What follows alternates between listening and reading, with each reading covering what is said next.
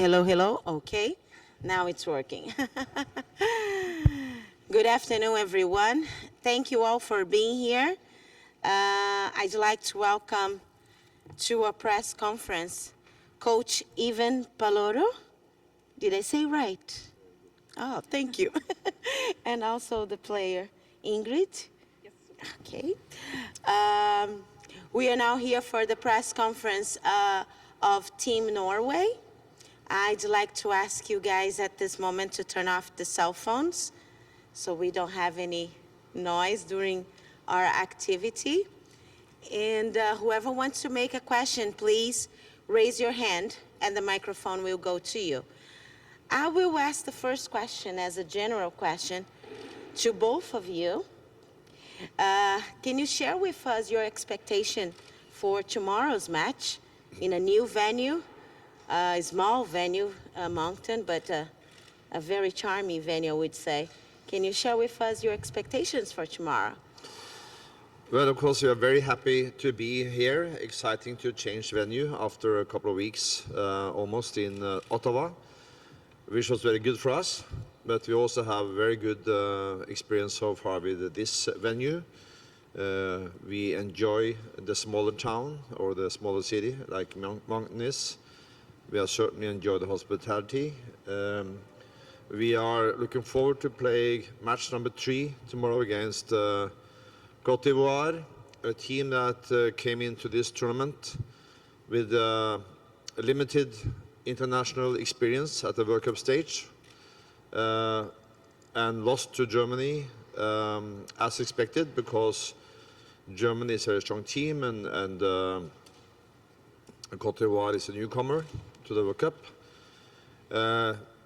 We observed, though, that through the second game against Thailand, the Ivory Coast had learned a lot of lessons from game 1.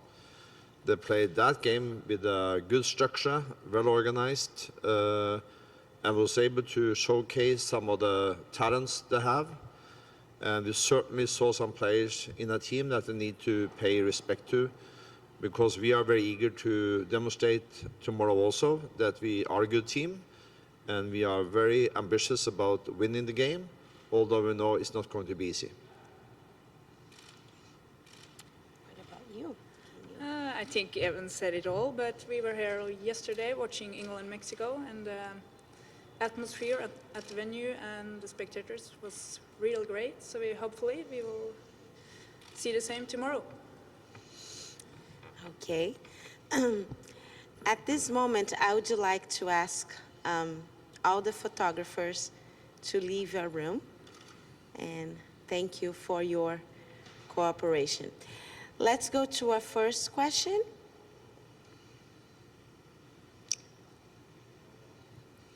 Over here.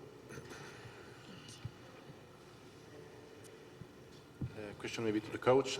You've coached here before in Canada. Is it an advantage somehow in the preparation of your team? Well, it's kind of easy for me to be feeling comfortable here because I lived there for 15 years and have a good knowledge about most of the cities, even Moncton. I have been visiting before with the Canadian under-15 team many years ago. And I still remember the lobsters from Moncton. I want to repeat that dinner later this week.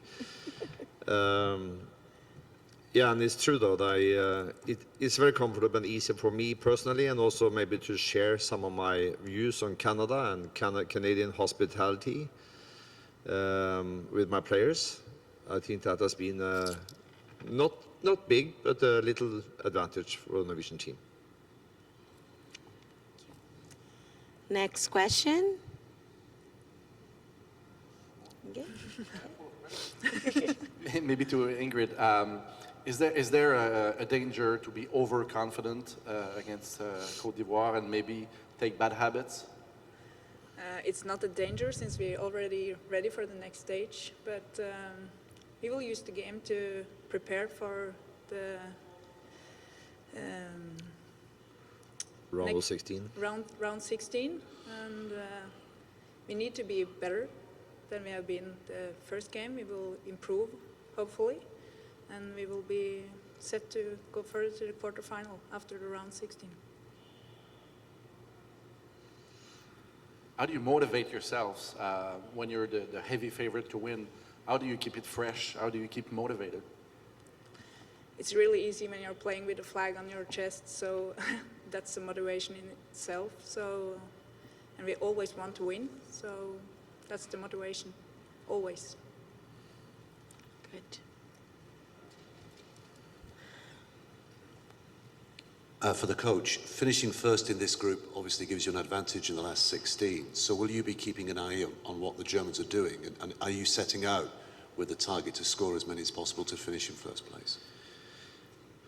That aspect of the game has so far within my team not been a topic of conversation. I really think if you ask myself, which you did right now, that is not my agenda. To go out and play a match and even have the goal to score 7, 8, or 9 goals is to pay no respect to your opponent, and Côte d'Ivoire really deserve much more respect than that. There is no chance for us, I believe, to score those types of goals, and we are very pleased if we can play a very good game. As Inge said, to make ourselves better prepared for the round of 16, and of course to win the game is the only goal we have.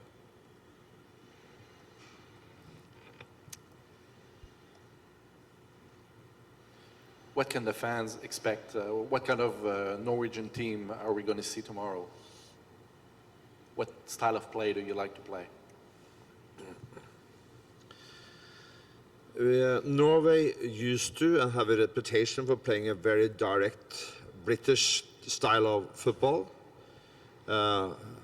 more so in the 80s and the 90s than today. The international football has changed on the men's side and on the women's side, has become a more passing oriented team. My players are very skillful. But we are still working a lot on our skills to be playing an even more tactically and technically advanced form of soccer, and we are working on that. But we really inspire and expect from our players to be able to pass the ball short, long. Mainly in the right direction, which is toward the other goal, but with a variation of passing length and passing directions. I think we have good players overall, but we have a strength up front with some talented strikers, and we really want to put them into work. In defense, we are a little bit more traditional. We are, our purpose is to play a zonal defense, as we always did, again influenced by the British way of playing defense. Sometimes even admitting a little bit to marking out players, especially when we apply a high pressure.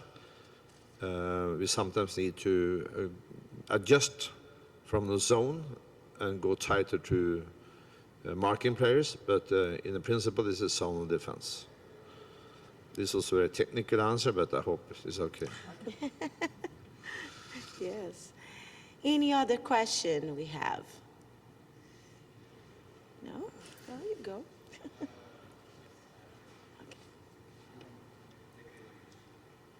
It's up to you. We have translation, so. Ok, da tar jeg det på norsk. Du har vært med siden 1991, første mesterskapet. Syns du det en riktig avgjørelse å utvide til 24 lag, blant annet når du ser resultater som Tyskland, Elfenbenskysten i den første kampen? Ja, den endte vel, I think the first game finished, was it? Sorry, can you just hold? I think the translation is not working. Now? Yeah.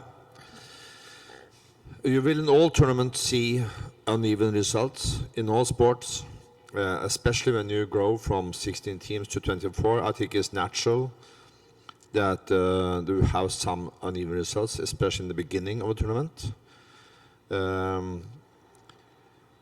I also remember about a year ago that Germany beat Brazil 7-0 in the men's semi-final. We did not question the level of the tournament at that time. So I think to base or conclude or make conclusions based on a single result would not be the correct thing to do, because uneven results will always be a part of sport. But yes, to respond directly to your question, I think it was an excellent decision by FIFA to go to 24 teams. Correct decision, and it will just inspire a lot of the teams here and inspire the rest of the world to maintain focus and even improve the focus on women's football. So for the football world, definitely a great decision.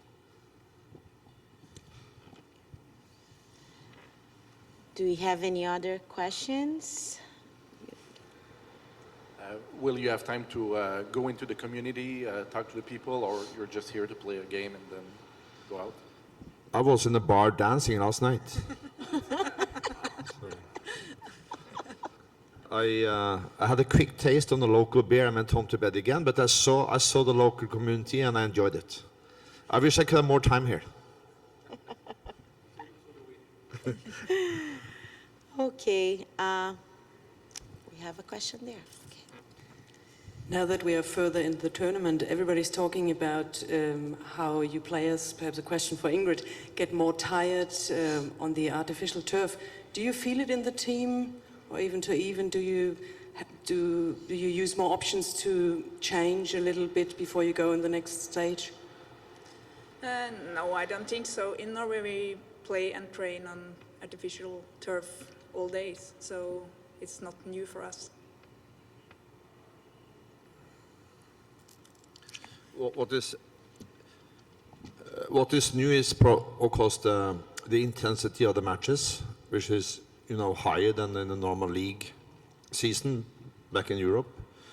So we are aware of the stress on the bodies, especially more so of the veteran players. So we are very observant and conscious about what we do the days between games. That said, in the World Cup there are enough recovery days, so it doesn't concern us that much. We have seen some examples of a little bit too dry surfaces, and we would like them a little bit more moist, but I guess we can't change the weather. This is for Ingrid. Through 2 games, how do you feel about your team's performance so far in the tournament? I think the opening game was good against Thailand. It's the first game, and our players are a little nervous, and we have been prepared for many months. So I think it was a good opening game. Scored 4 goals and get a good start. The game against Germany, the first half, we had a little too much respect, I guess, against the Germans. But we had a good talk in the locker room before the second half, and I think we was playing really great the second half, and we were pushing the Germans really hard, and we get a good results. So we were very happy with the start of the tournament. Okay, we are now over with our press conference. I'd like to thank you all for being here. Thank you, Coach. Thank you, Ingrid. And once again, welcome to Moncton, and good luck tomorrow's match. Thank you. Thank you all.